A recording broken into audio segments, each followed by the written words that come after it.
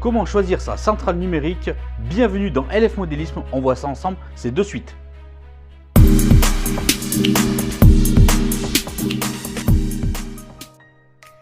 Bonjour et bienvenue dans LF Modélisme, votre chaîne qui vous parle de modélisme. Aujourd'hui, on se voit ensemble pour une vidéo, un dictaticiel vraiment de très grande importance dans le monde du modélisme ferroviaire, qui prend vraiment une place très importante dans le budget. C'est comment bien choisir sa centrale numérique. Donc aujourd'hui, on va parcourir ensemble justement, j'ai attendu de faire cette vidéo assez longtemps pour pouvoir bénéficier d'informations suffisantes et surtout d'avoir un retour d'expérience personnelle également. C'est pour cela que les informations dont je vais vous donner et l'opinion n'engagent que moi-même et j'espère que justement mes conseils vous seront profitables également. Il est très important dans l'élaboration de votre plan, dans votre projet justement de réseau de modélisme ferroviaire, également de savoir vers où et quelle centrale vous tournez pour bien commencer votre projet ou déjà votre projet préétabli. Voilà, allez c'est parti, on voit ça ensemble. Go!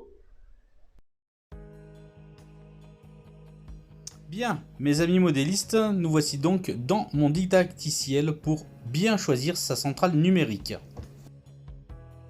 L'objectif de cette vidéo a pour but, bien entendu, de vous aider à trouver le compromis le plus proche de votre besoin sur l'achat et la recherche de votre centrale numérique pour votre projet de modélisme ferroviaire. Mon but est, une fois cette vidéo terminée, que vous sachiez comment allez-vous procéder pour trouver votre future centrale, laquelle vous allez choisir, tout simplement. Bien entendu, en fonction des critères que je vais vous énumérer au long de ce dictaticiel, c'est vraiment l'idée de pouvoir vous aider à bien choisir. Alors, commençons. Que vais-je choisir comme centrale numérique? Vous allez voir qu'il y a beaucoup de compromis et beaucoup de critères pour en arriver à faire son choix. Développons tout ça. Alors, comment choisir sa centrale? Eh bien, regardez cette image illustrée. Comment voulez-vous vous y retrouver dans tout ça? Eh bien, nous allons tenter d'y voir un peu plus clair. Voici en image quelques-unes des centrales numériques que l'on peut retrouver sur le marché de nos jours. Bien entendu, il en existe encore d'autres.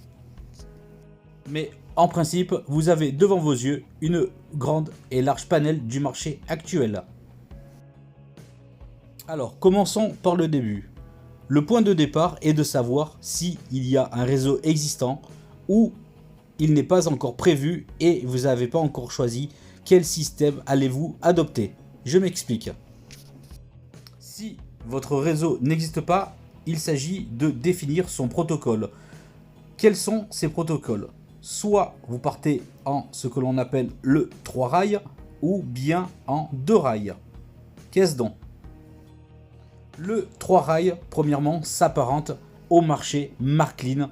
Donc, une fois que vous allez commencer avec le système 3 rails, vous en serez complètement fermé et obligé de continuer dans ce système protocole. Une fois choisi justement ce système protocole de 3 rails, vous serez justement tenu de toujours continuer à utiliser du système Marklin, que cela soit pour du matériel roulant, que pour des rails et tout ce qui peut aller avec. Sachant que de nos jours, beaucoup de marques en viennent également à proposer également du matériel 3 rails. Le système 3 rails justement avec ce petit rail et ce petit pointillé qui sont justement sur le rail qui est un petit peu disgracieux mais ça fonctionne vraiment très bien. Le système Marklin a justement ce sorte d'inconvénient d'avoir justement un protocole prioritaire, mais il a aussi quelques avantages, comme un exemple sur une boucle de retournement, vous n'aurez jamais de problème car justement comme le plus est au centre, il ne pourra en aucun cas rencontrer un autre pôle négatif sur une boucle de retournement. Bien, maintenant vous ne prenez pas l'option 3 rails, vous pouvez sélectionner l'option du protocole en 2 rails. Et là s'ouvre un large éventail de gamme de rails et de tout ce qui pourrait justement revenir à justement un marché un peu plus compétitif et concurrentiel. Pour information, le système Marklin utilise le protocole justement donc Motorola et MFX format justement prioritaire donc de Marklin. Et de l'autre, sur le protocole de rail DCC, vous allez pouvoir retrouver une multitude de protocoles adéquats pour faire fonctionner justement vos modèles. Voici donc le premier choix que vous devez faire justement, à savoir si vous partez définitivement sur le système 3 rails de chez Marklin ou en 2 rails DCC. Il en va de soi bien entendu que si vous choisissez de continuer dans la voie Marklin, donc 3 rails, bien entendu que le choix de votre centrale numérique se fera par le biais d'une reconnaissance donc Motorola ou MFX. Nous parlons donc en ce moment justement d'un choix qui vous sera donc définitif. Bien, pour récapituler donc sur ce premier point, donc soit le 3 rails, un choix définitif donc Marklin, principalement on choisira alors une centrale disposant des protocoles Motorola, MFX et au jour d'aujourd'hui MFX+, ce qui est donc un système propriétaire de chez Marklin, ou donc en système de rails, et ainsi les autres marques et les fabricants de modélisme ferroviaire avec des protocoles DCC, Selectrix, mais aussi un peu plus fermés comme Loconet, Digitrax ou encore Zimo. En deuxième point, nous évoquerons ensemble justement le choix de savoir pourquoi une centrale justement numérique, pour quel type de jeu, quel type de loisir allez-vous justement choisir votre centrale numérique. Je m'explique, soit vous optez pour un système numérique intégré, donc justement une centrale en poste fixe, régulateur, convertisseur plus amplificateur, donc sur la base donc de votre réseau et profitez pleinement justement de votre centrale numérique directement sur votre réseau, ou justement avec un système numérique dit éclaté, avec un régulateur filaire à raccorder sur des prises accessoires sur le réseau pour pouvoir jouer de bout en bout et d'endroits différents, avec une communication parfois en Wi-Fi ou par onde radio. Dans ce deuxième point justement donc énuméré, vous allez pouvoir justement profiter du jeu vraiment pleinement en vous approchant au plus proche de vos modèles, en vous déplaçant autour de votre réseau et pouvoir donc raccorder sur des prises accessoires sur votre réseau. Bien, dans un autre point, nous aborderons justement concernant les prédispositions ou pas concernant les outils du web, concernant également les menus déroulants qui peuvent s'enchaîner sur certaines centrales numériques, car effectivement certaines centrales sont faciles d'accès et d'autres moins simples à utiliser. Et pour les moins faciles à utiliser, les phases de non-utilisation de temps à autre de la centrale sont parfois préjudiciables, car en quelque sorte on peut perdre le fil des menus. Justement, c'est un point à ne pas négliger. Il est vrai en exemple que quand on voit la Multimos de chez Roku qui prend une grande part du marché actuellement, quand on voit la taille de son écran qui est vraiment très petit, on a parfois du mal à bien faire justement sa navigation. Il est parfois donc compliqué et difficile et voire laborieux de bien justement naviguer à l'intérieur de celle-ci. Donc faire une simple petite modification sera donc flèche en haut, flèche en bas, etc. Et vous verrez que parfois on perd vite le fil pour s'en sortir. Il faut vraiment prendre en compte de savoir ce que l'on veut. Allez, continuons justement à parcourir les autres options que nous avons. Parlons ensemble à présent de la Pico Smartbox en deuxième image. Beaucoup plus facile d'accès car justement avec un écran intégré couleur, et vous verrez il sera beaucoup plus simple de créer une locomotive et de naviguer en tout point à l'intérieur. Effectivement, celle-ci, grâce à son clavier numérique intégré, il sera aisément facile de pouvoir renseigner tout ce que vous voulez. Exemple, pour mettre BB 65000, il sera très facile, contrairement à la Multimos de chez Roku, où vous allez voir, il sera très laborieux donc de pouvoir rentrer donc les informations de votre locomotive. Bien entendu, cela n'empêche en rien de bien fonctionner concernant la Multimos Roku. Concernant la petite centrale numérique ensuite de chez Trix, pareil, vous avez un écran pour la configuration, pour avoir un menu beaucoup plus simple à naviguer, une ergonomie assez simple à prendre en main tout simplement. Ou bien alors, sur la dernière photo, on est sur une autre génération. Et là, on veut une tablette ou utiliser son smartphone. Et là, vous verrez que la centrale numérique prend justement tout son nom. Et vous allez voir que naviguer est aussi simple que dire bonjour.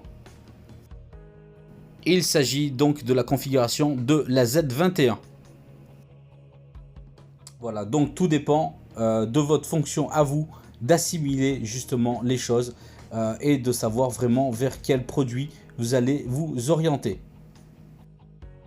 Bien, dans un autre point, il est important de savoir également une centrale numérique, mais pourquoi faire exactement concernant une gestion hyper simple de votre réseau, je m'explique, c'est-à-dire conduire quelques locomotives de manière intuitive sans aucune assistance, vraiment dans la pure simplicité. À ce moment-là, il n'y aura pas de souhait particulier d'évolution du réseau vers un contrôle du réseau par la centrale ou par des systèmes annexes. Tout dépend de l'utilisation. Si vous cherchez quelque chose de vraiment basique pour faire juste rouler vos trains, voici quelques exemples. À gauche sur la photo, vous retrouvez justement la centrale numérique de chez Jouef. Un seul petit potard, donc vous ne ferez pas vraiment grand chose, juste le basique. Dans l'image du milieu, vous avez justement la Pico, vraiment donc mauvaise ergonomie, pas d'écran, vraiment on dirait une télécommande de télévision et franchement donc à déconseiller. De toute manière, cette centrale-là est justement dans fin de vie. Et également sur la droite, la Pico Smartbox qui, là, on va retrouver des fonctionnalités assez basiques pour faire le service minimum. On utilisera vraiment pour une conduite simple de son matériel roulant sans extravagance. Mais peut-être que ce genre de produit subviendra justement aux demandes de certains modélistes qui cherchent justement la simplicité de faire rouler juste leur modèle. Tout en revient à la question de savoir qu'est-ce que vous voulez faire justement concernant la centrale numérique et concernant ce que vous voulez faire justement sur votre réseau de train modélisme avec vos trains. Bien, une question se pose également par la suite, à savoir si vous avez envie d'évoluer justement, faire justement une rétrosonisation, etc. Faire bouger ses aiguilles. Donc justement c'est pour ça qu'il faut savoir comment bien interférer pour une gestion toujours aussi simple, mais sans souhait particulier d'évoluer, mais avec une centrale de meilleure facture bien entendu. Si l'on veut donc interférer et faire plus de choses justement et interagir beaucoup plus sur son réseau de train modélisme et également sur ses trains, voici quelques exemples justement de centrales intégrées en mode éclaté avec des régulateurs séparés justement comme l'on peut voir sur la gauche, une Jouef justement celle-ci avec deux potentiomètres pour gérer les locaux ou mieux, ou bien encore avec des écrans un peu plus grands ou disposant d'une gestion d'accessoires, par exemple la commande d'aiguillage. En deuxième image, vous avez donc une centrale Roku Fleischmann justement, donc et après donc une Marklin justement incorporant le protocole MFX. Également ensuite une centrale Roku Fleischmann un peu plus ancienne également. L'Atrix par la suite, donc justement vous allez me dire donc pourquoi la Marklin rouge et l'Atrix en vert. C'est tout simplement que celle-ci elle est en DCC Selectrix et que la rouge Marklin incorpore justement le protocole MFX. Et pour terminer la dernière, un protocole Digitrax. Toutes ces centrales sont vraiment pour une utilisation simple sur un réseau plutôt simple. Pour justement une utilisation simple par rapport à vos souhaits, pour entrer les noms de vos locomotives, les écrans justement de l'Atrix, la Marklin sont vraiment bien au niveau ergonomie, concernant justement à l'opposé celle de Fleischmann et de Sherco et Digitrax également. Bien, jusqu'à présent nous étions avec des centrales numériques concernant qui avaient donc un câble, on avait donc le fil à la patte. À présent, quelques exemples justement de centrales numériques non filaires et en Wi-Fi également, et par exemple également avec ondes radio. Voici donc quelques exemples en Wi-Fi concernant donc la Z21 où vous pouvez y additionner une multimouse Roku Fleshman filaire. Également une Z21 avec tout ce que l'on peut utiliser en Wi-Fi avec soit une multimouse Wi-Fi ou avec tablette ou smartphone. Et bien sûr la Pico justement en Wi-Fi utilise vraiment une ergonomie vraiment très sympathique. Bien entendu, il existe encore d'autres comme la Zumo, la MX32 qui sont également des exemples en Wi-Fi. Il existe bien entendu des exemples également de centrales numériques par ondes radio. Par contre, un inconvénient, c'est qu'il faut être vraiment bien en face pour ne pas avoir de soucis et d'interférences. Mais ça, le mérite d'exister, il faut le savoir. Donc si vous recherchez une centrale numérique Wi-Fi, il faut commencer à vous diriger vers ce genre de produit. Bien sûr, on va en découvrir d'autres.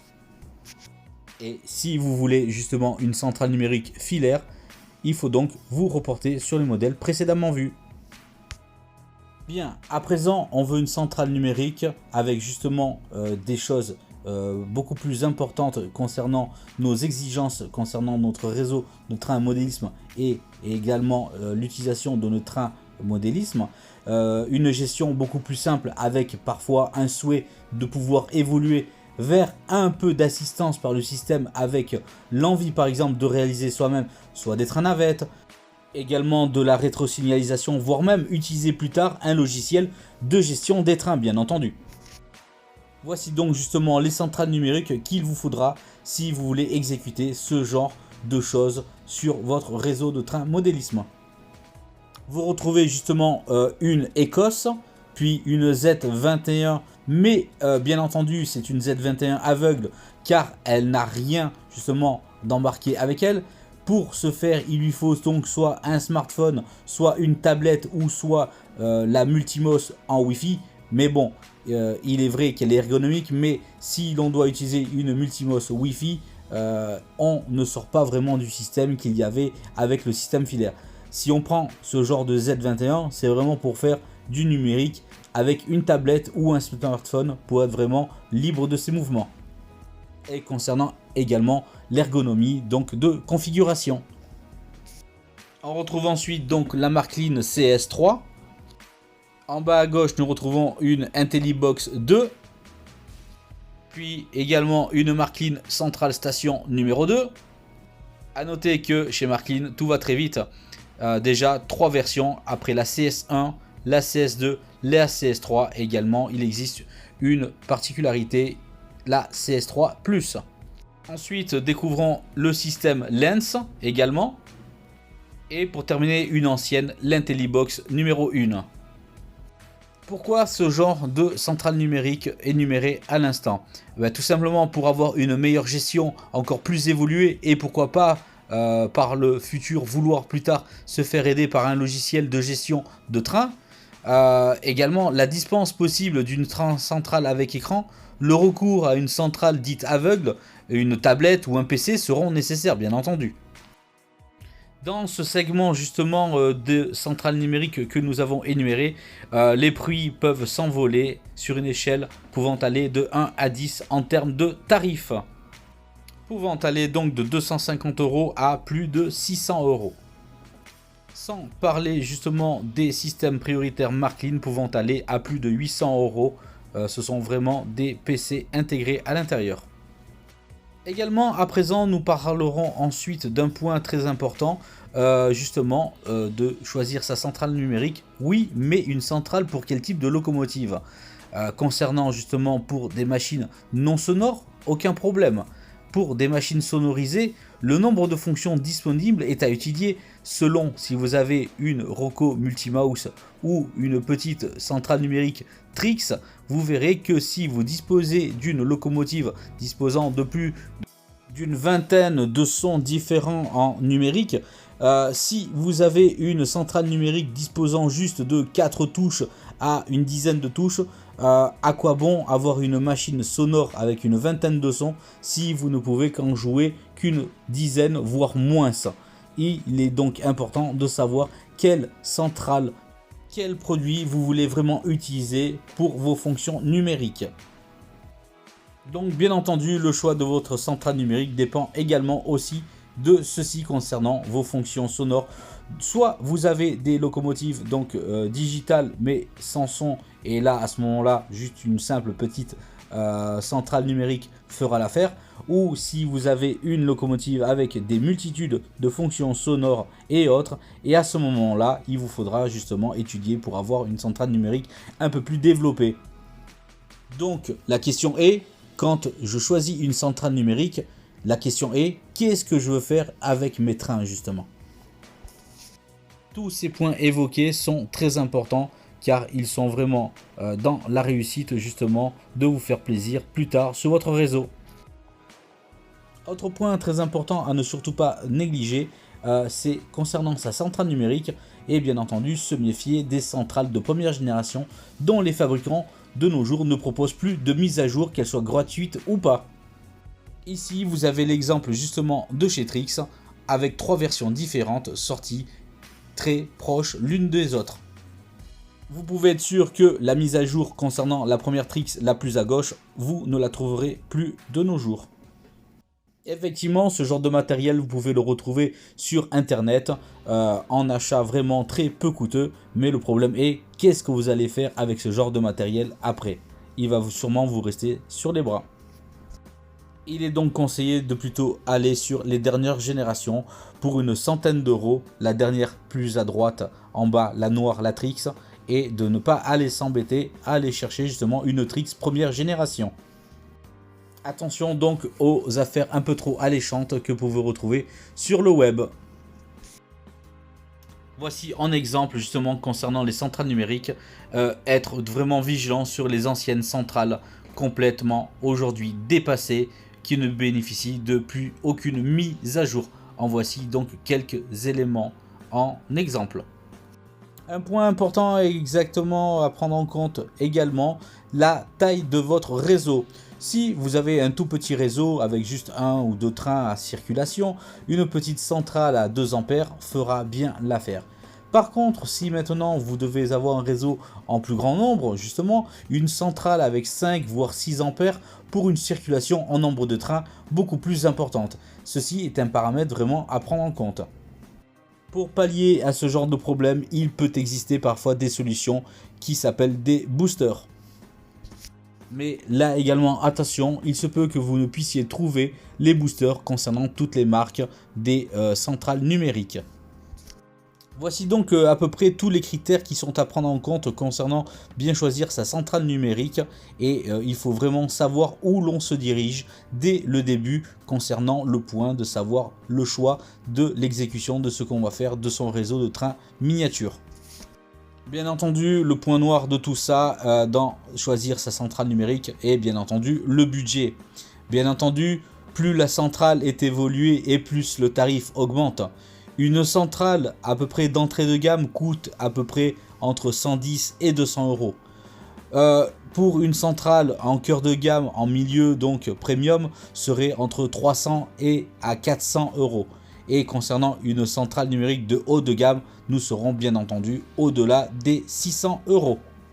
À présent, avec tous les critères énumérés, donc choisir sa centrale nécessite de passer en revue vraiment tous les critères de choix que nous venons d'aborder ensemble. Consultez, je vous conseille d'ailleurs des revues ferroviaires afin de bien vous documenter, de discuter bien entendu sur des lieux d'exposition avec des détenteurs de systèmes digitaux si vous en avez l'occasion. Parlez bien entendu à votre détaillant du digital avec lui, s'il peut vous donner beaucoup plus d'informations. Et si vous pouvez adhérer à un club où il pratique bien entendu le digital. Vous verrez que ceci est un bon moyen de faire raisonnablement son choix dans, vous avez vu, la jungle que sont les centrales numériques. En conclusion, vous l'aurez vu, trouver une centrale numérique pour son projet relève d'un défi. Il est vraiment très important comme je vous l'ai expliqué au cours de ce dictaticiel, de vraiment poser le pour et le contre, de savoir vraiment ce que vous avez envie de réaliser. C'est surtout ça. Donc j'espère qu'en tout cas que cette vidéo vous sera profitable. N'hésitez pas à commenter, n'hésitez pas à dire ce que vous en avez pensé justement de ce dictaticiel. Comme je vous l'ai dit préalablement dans le début de la vidéo, j'ai attendu vraiment un bon moment afin de requérir vraiment les informations au maximum pour vous les donner, que ce soit d'une simple centrale numérique à une centrale numérique beaucoup plus avancée, et vraiment c'est important que vous puissiez commenter et me dire votre retour d'expérience également afin d'en faire profiter un maximum de modélistes. En tout cas, moi je vous dis à très vite pour d'autres reportages. À bientôt, ciao ciao.